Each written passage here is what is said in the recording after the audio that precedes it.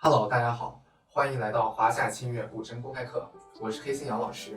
今天让我们来聊一聊关于戴指甲你最困惑的一些事。那么下面的第一个问题是如何选取合适的指甲号码。第一步，用尺子测量手指第一关节线到指尖的垂直距离，如图，直指的侧面和大指的侧面测量距离一定要到达指尖的最高点。大部分人测量出2、3、4指的长度，误差在1毫米左右。假如超过2毫米的话，就建议大家去定做指甲。第二步，直指选取比测量长度多1到2毫米的指甲。市面上普遍卖的标准号指甲，在同一副里6个指指的长度都是一样的，2、3、4指随意佩戴就可以了。大家可以用2、3、4指测量的平均值选取指甲。2个弯的大指选取和测量长度相同或小于测量长度1到2毫米的指甲，具体大小根据个人的手掌大小和演奏习惯来定适宜自己的长度。在这里建议大家直指选取比测量长度多1到2毫米，大指选取和测量长度相同的指甲。下面第二个问题，胶布到底如何往指甲上缠？第一步，首先胶布要缠到距离指甲下方2到6毫米的距离。根据指甲大小，在2到6毫米的范围内调节合适的位置。第二步，确定好指甲接触琴弦的演奏面和接触手指面，再搞清楚左右手的大指是怎么区分。把2个大指演奏面对着自己的脸，2个手的指尖是背对的。然后来介绍3种大家用的最多的缠法。第一种是平铺式。胶布粘在指甲演奏面，在一边留出一点，正反面像这个样子。这种缠法胶布比较轻薄，但手指出汗，指甲容易松动。第二种缠法，从演奏面开始，粘一点点，绕过手指面，再绕到演奏面，正反面像这个样子。这种缠法是为了让手指接触面增加摩擦力，吸汗防滑。第三种缠法是从接触手指面开始粘，在一边流出的胶布长一点，另一边绕过来与流出的胶布相贴合粘住，正反面像这个样子。第三种缠法除了有第二种缠法的功能之外，还有防止胶布上的胶粘到手指上的功能，但对于有的人来说，第三种缠法胶布会太厚，影响演奏，在这里建议大家用第二种缠法。那么在刚才第二步骤的开始，有些人可能会有这样一个问题，胶布到底是从指甲的左面还是右面开始缠？对于直指来说，左面右面都可以。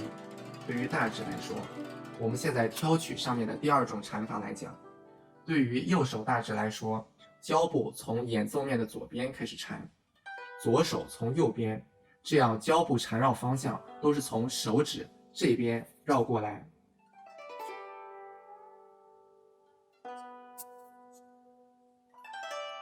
这样我们的手指甲会更加的牢固。反之呢，这个地方容易松动，不利于长时间的摇指和长时间的劈托演奏。第三步，胶布到底应该要粘多长合适？最适宜的长度是缠绕手指2圈半，太短的话粘不牢，太长胶布就会变得很厚，影响你的演奏。第四步，胶布的终点要收到哪里最合适？这里有2个选择，第一种是手指甲的正上方，第二种是戴的翼甲的正中间，这样指头在演奏的时候摩擦不到胶布的终点，胶布就不容易松开。第三个问题，指甲应该从哪个手开始戴起？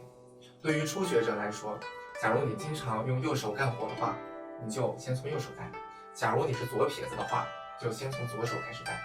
这样戴的原因呢，是因为左右手是互相帮对方戴指甲的。假如你先把那个不灵活的手戴了指甲，你这只手就会变得更加的不灵活，戴另一只手也就会更加困难了。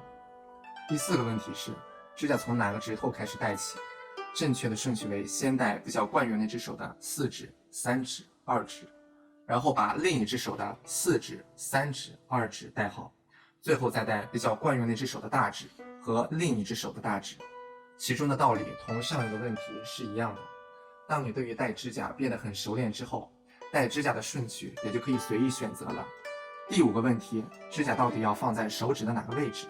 把食指放在指肚子的正上方，其他的指指也都是一样的。指甲上下的位置要落在哪里？这个我们要通过胶布来判断它的位置。用胶布绕过你的手指，可以在这个地方沾到一半指甲一半肉。通过这样的方式，我们很快就可以确定好指甲的位置了。假如你的指甲录得太长或者太短，证明你的指甲大小有问题，或胶布缠在指甲上的位置不对。第6个问题，大指指甲戴在手指上的角度应该是多少度？首先，我们把大拇指垂直放正，然后指甲戴在你的指肚子上，指尖露出的角度应该是45度左右，注意是这个地方的角度。具体的角度与手的大小和演奏习惯有关。我们可以先把指甲戴上，然后在弹托指和摇指的时候反复试验，前提是我们演奏手型是正确的，直到大指的角度是可以保证让我们指甲演奏面的正面接触琴弦，那么这个时候的角度就是最适宜的角度了。